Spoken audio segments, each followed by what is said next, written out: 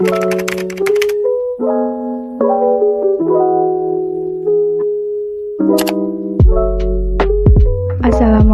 warahmatullahi wabarakatuh. Hai guys, sebelumnya perkenalkan, nama aku Muti Hanifah, NPM 20.01080014 dari jurusan Tadris Biologi kelas A. Video kali ini dibuat untuk memenuhi tugas mata kuliah Tauhid dan Ilmu Kalam yang diampu oleh Ibu Siti Fatimah MPD. Kali ini materi yang saya bawakan yaitu tentang ilmu kalam masa kini. Tokoh-tokoh ilmu kalam masa kini yaitu yang pertama ada Ismail Al-Faruqi, yang kedua ada Hasan Hanafi, yang ketiga H.M. Rasjidi, dan yang keempat Harun Nasution. Yang pertama kita akan membahas biografi singkat tentang Ismail Al-Faruqi. Ismail Raji Al-Faruqi lahir di Java, Palestina pada tanggal 1 Januari 1921. Pada tahun 1926 sampai 1936, beliau bersekolah di Collège de Frères yang terletak di Lebanon. Kemudian pada tahun 1941, beliau lulus dari American University of Beirut. Ismail lalu bekerja untuk pemerintah Inggris di Palestina. Pada tahun 1945, dia dipilih sebagai gubernur Galilea. Tapi, setelah Israel mencaplok Palestina, ia pindah ke Amerika Serikat. Di Amerika, ia melanjutkan pendidikan master dalam bidang filsafat di University of Indiana dan University of Harvard. Dia melanjutkan pendidikannya dengan mengambil gelar Doktor Filsafat di University of Indiana dan di Al-Azhar University pada tahun 1952. Dia kemudian mengajar beberapa universitas di seluruh dunia, di antaranya universitas di Kanada, Pakistan, dan Amerika Serikat. Pada tahun 1968, dia menjadi guru besar studi Islam di Temple University, Amerika Serikat. Sebagai anak Palestina, Al-Faruqi mengecam keras apa yang telah dilakukan oleh Zionis Israel yang menjadi dalang pencaplokan Palestina. Namun, ia dengan tegas membedakan Zionisme dan Yahudi. Dalam buku Islam and Zionism, ia berkata bahwa Islam adalah agama yang menganggap agama Yahudi sebagai agama Tuhan, yang ditentang Islam adalah politik Zionisme. Pembunuhan atas dirinya dan istrinya diduga karena kritiknya yang keras terhadap kaum Zionis Yahudi. Kematian Ismail Raji Al-Faruqi meninggal dunia karena dibunuh pada tanggal 27 Mei 1986 di rumahnya. Yang selanjutnya ada pemikiran kalam Ismail Al-Faruqi. Pemikiran kalam Ismail Al-Faruqi tertuang dalam karyanya yang berjudul Tauhid. Dalam menyoroti tentang Tauhid sebagai prinsip umat, Al-Faruqi membaginya ke dalam 3 identitas, yakni yang pertama menentang etnisentrisme, kedua universalisme, dan yang ketiga totalisme. Pemikiran Al-Faruqi tentang kalam dapat ditelusuri melalui karyanya yang berjudul Tauhid, Its Implication for Thought and Life. Edisi Indonesianya berjudul Tauhid. Al-Faruqi menjelaskan hakikat Tauhid sebagai berikut. Yang pertama, Tauhid sebagai inti pengalaman agama. Yang kedua, pandangan dunia, intisari Islam, prinsip sejarah, prinsip pengetahuan, prinsip metafisika, prinsip etika, prinsip tata sosial, prinsip ummah, prinsip keluarga, prinsip tata politik, prinsip tata, dan prinsip estetika. Tokoh ilmu kalam yang kedua yaitu ada Hasan Hanafi. Berikut biografi singkat tentang Hasan Hanafi. Hasan Hanafi dilahirkan pada tanggal 13 Februari tahun 1935 di Kairo. Pendidikannya diawali pada tahun 1948 dengan menamatkan pendidikan tingkat dasar dan melanjutkan studinya di Madrasah Sanawiyah Khalil Agha, Kairo, yang diselesaikannya selama 4 tahun. Hasan Hanafi adalah pengikut Ikhwanul Muslimin ketika dia aktif kuliah di Universitas Kairo.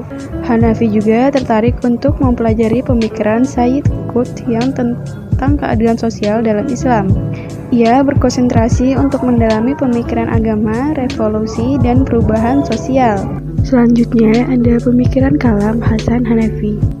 A. Kritik terhadap teologi tradisional. Teologi tradisional tidak dapat menjadi sebuah pandangan yang benar-benar hidup dan memberi motivasi tindakan dalam kehidupan konkret umat manusia. Yang kedua, kegagalan para teolog tradisional disebabkan oleh Sikap para penyusun teologi yang tidak mengaitkannya dengan kesadaran murni dan nilai-nilai perbuatan manusia. B. Rekonstruksi teologi. Yang pertama, tujuan rekonstruksi teologi Hanafi adalah menjadikan teologi menjelma sebagai ilmu tentang pejuang sosial yang menjadikan keimanan-keimanan tradisional memiliki fungsi secara aktual sebagai landasan etik dan motivasi manusia. Tokoh ilmu kalam yang ketiga yaitu ada H.M. Rasjidi. Haji Muhammad Rasjidi lahir di Kota Gede, Yogyakarta pada tanggal 20 Mei 1915 dan wafat tanggal 30 Januari 2001. Beliau adalah mantan Menteri Agama Indonesia pada Kabinet Syahrir I dan Kabinet Syahrir II. Beliau mengambil Fakultas Filsafat Universitas Kairo, Mesir pada tahun 1938. Beliau melanjutkan pendidikannya ke Universitas Sorbonne, Paris, dan mengambil jurusan doktor 1956. Beliau juga guru pada Itamise Middlebury School atau Pesantren Luhur, Surakarta pada tahun 1939 sampai 1941, dan juga guru besar Fakultas Hukum UI, Direktur Kantor Rabitah Alam Islami, Jakarta. Karya koleksi terhadap Dr. Harun Nasution tentang ilmu ditinjau dari berbagai aspeknya. Bulan Bintang 1977, Strategi Kebudayaan dan Pembaharuan Pendidikan Nasional, Media Dakwah 1979, Kebebasan Beragama, Media Dakwah 1979, Janji-Janji Islam, terjemahan dari Roger Garandi, Bulan Bintang 1982. Yang selanjutnya ada pemikiran kalam H.M. Rasjidi. Yang pertama, tentang perbedaan ilmu kalam dan teologi. Yang kedua, tema-tema ilmu kalam. Dan yang ketiga, hakikat iman. Tokoh ilmu kalam yang keempat ada Harun Nasution. Harun Nasution lahir di Pematang, Siantar, Sumatera Utara pada tahun 1919. Kemudian bersekolah di HIS atau Hollandse Indische School dan lulus pada tahun 1934. Pada tahun 1937, beliau lulus dari Moderne Islamitische School. Ia melanjutkan pendidikan di Ahliyah Universitas Al-Azhar pada tahun 1940 dan pada tahun 1952 beliau meraih gelar sarjana muda di American University of Cairo. Harun Nasution menjadi pegawai DPRI di Brussels dan Kairo pada tahun 1953 sampai 1960.